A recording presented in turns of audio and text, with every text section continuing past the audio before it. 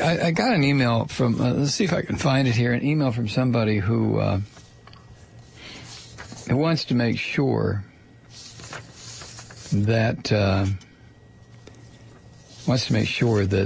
I am not suggesting people not to vote for Obama. And it was, very impassioned, and I've gotten these before. I've gotten these emails before during various presidential campaigns, and I know it's going to get more intense in the email department here as we get closer to the election. And what I've tried to do, and what I'm going to continue to try to do, is I state my case, and you make your own decision. That's all. But I can also tell you this: for people who are going to be upset or disappointed or pissed off because I'm not coming out wholeheartedly in support of Obama, I don't know what to tell you. I'm just telling you in advance. It's not going to happen for me.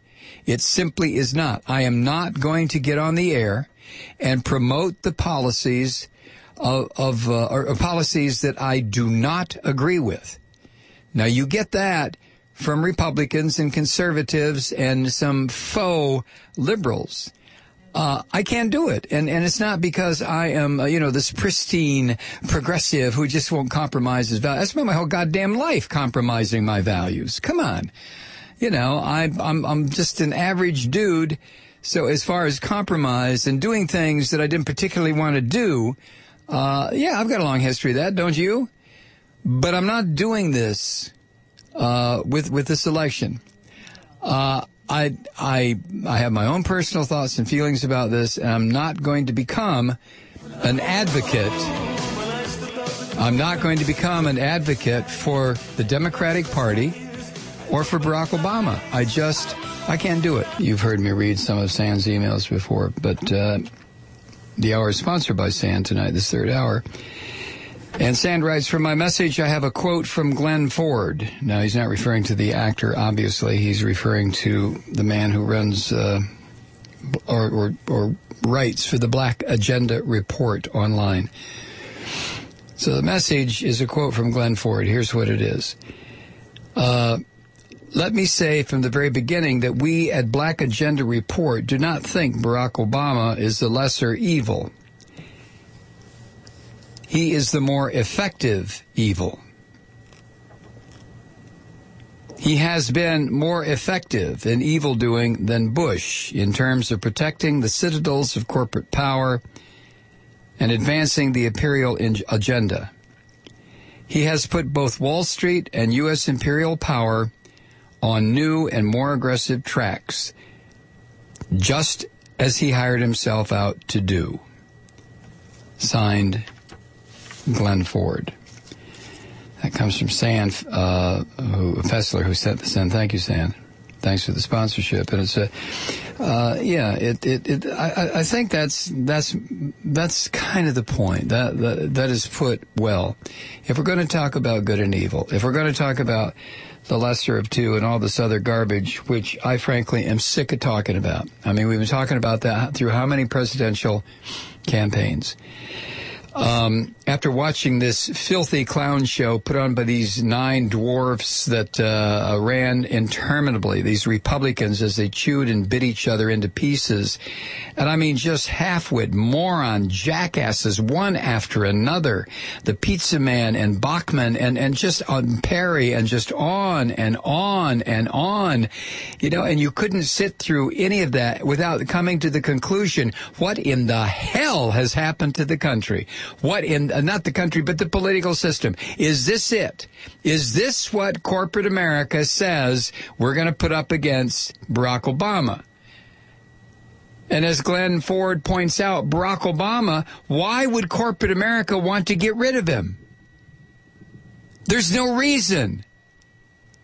Obama has done more than this filthy, half-dead Dick Cheney ever thought about doing, where it concerns solidifying this takeover of our political system by these rancid capitalists.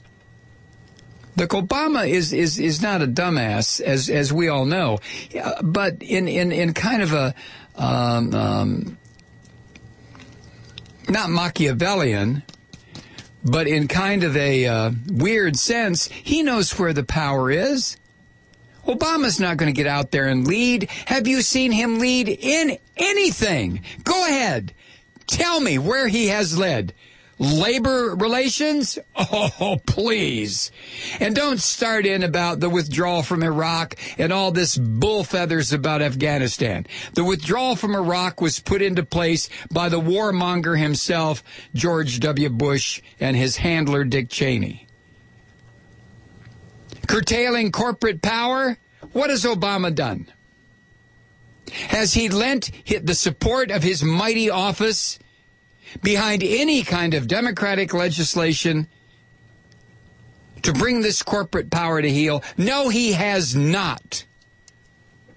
So you tell me, and I'm asking. I know this is going to fall on deaf ears, especially the people who are not listening tonight, the liberals who are not listening tonight. Stop sending me the goddamn emails telling me that I have got to support Obama. In a pig's ass, I do. No, I don't. And I will not. You do what you want to do. I've said before, I'm not going to advocate against him. I will point out the same stuff I pointed out when he ran 4.5 years ago. He is who he is. But if you think he's some kind of a progressive leader who is trying to break the back of corporate power, you, my friend, are a fool. You are a complete jerk. If you want to vote for more of the same old, as we go down this rabbit hole once again, then have at it. It's a free country. Of course it is. But if you come to this program expecting because I'm on Sirius Left, or because somebody said you ought to listen to this program in Seattle or Portland or LA or wherever we are, and somebody has said to you, you ought to listen to this guy, he's a liberal, he's a progressive, and you come here thinking that you're going to hear support for Obama, you're in for a shock, because it's not here. Now, again, I'm not going to advocate against him. I'm not going to get involved in that filth hole that the Republican, the right-wingers have dug. These goddamn psychopaths, these sociopaths, with all their birther horse crap and their religious horse crap, and just throwing mud at each other like a bunch of little demented 3-year-olds. No, I'm not going to get there. I'm not going to get there at all. I think the rottenest, rankest thing that's ever happened to this country are these right-wingers.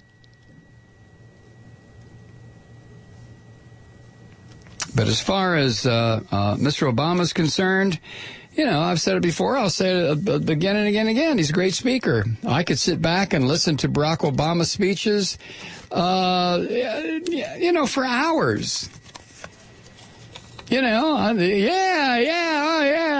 And then I realized that when he's finished, it was a speech.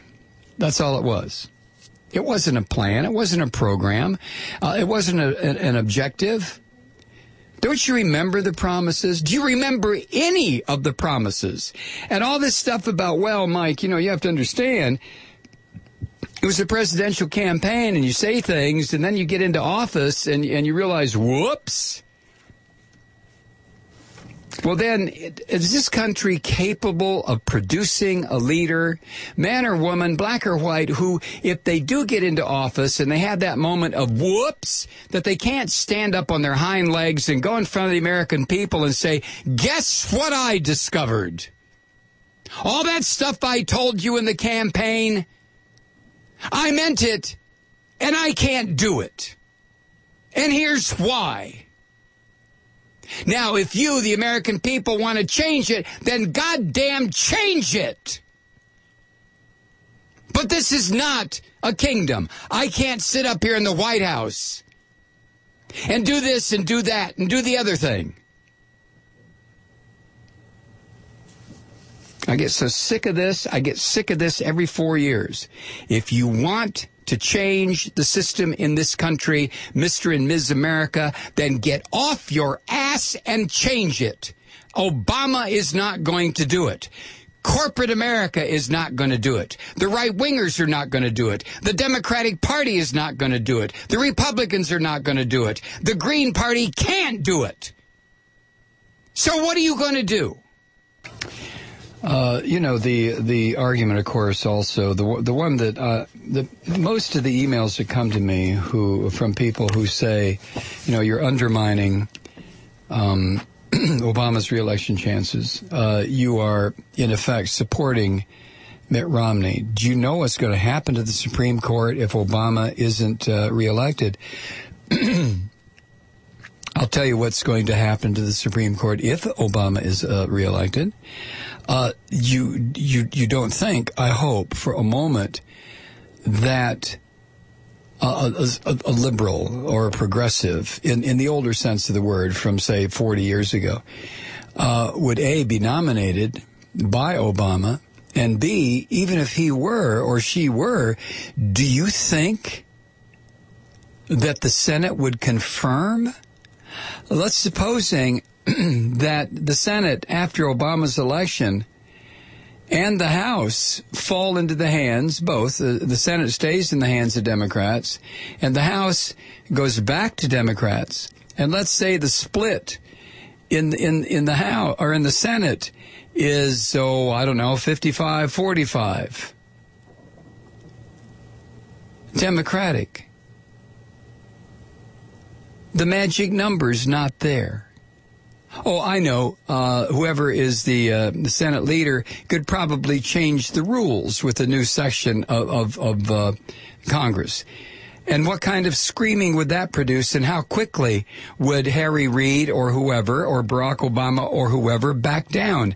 Do you honestly believe, and this is a part that just tears me up, do you honestly believe that Barack Obama in a second term would nominate, and a Senate, unless that Senate contained 64, 65 Democrats, would ever confirm a liberal, a progressive?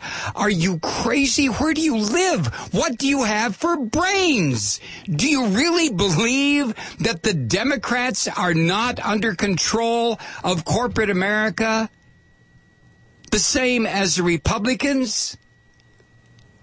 You can't believe that.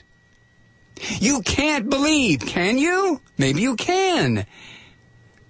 That Barack Obama is somehow going to appoint, and they will be confirmed, liberal or progressive Supreme Court judges? If you believe that, what you are displaying is a hideous, unbelievable political ignorance that is just almost off the charts.